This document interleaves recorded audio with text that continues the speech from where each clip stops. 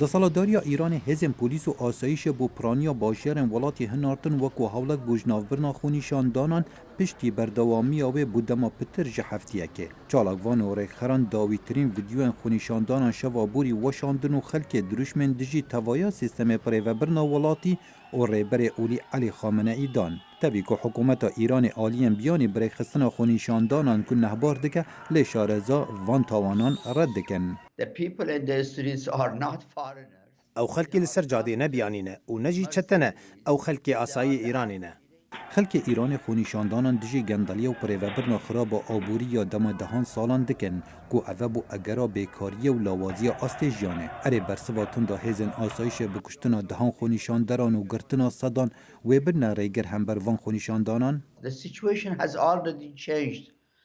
او یکم جارجی 40 سالی و خلکی ایرانی لهمبری رژیمی دبن. دو سال 2009 ده دناور دو آلین سیاسی دبو نها خلک دجی رژیمی ده. پشتی دو روژان جخونیشاندان پشگیری رژیم ایرانی چالاکوان سر به دست حالات بنیازم بردوامی بدن خونیشاندانان. وزیر نافخوی ایران دبیجد او 42,000 کسین هاتین سر جاده بدریجه های هفتی آبوری او قازان جبهن فرحی و نرمی حکومت ورگرد. دسالتداری ایران بو سنوردار کردن باندورا خونیشاندانان بکار اینانا سوشال میدیا تخیبدار کریه. لی شارزاین تکنولوژیا دبیجن او باندورا کامازن لسر خونیشاندانان نابد. اف داخستنه باندورکا سنوردار هیا. لروشالات نابین خلکی پیونده که قایم به تکنولوژی هیا.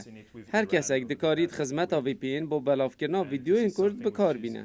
تاوی که خونیشاندان جه اگر ناراضی بونه بو جراوش آبوری گشت آستکی سیاسی و داخواز آلادان رژیم دیتا کرن. لی نبونا ری برایتی که یگرتی پیش بینی روش سیاسی ایران زحمت کریه. خالد فتاح، دنگ امریکا.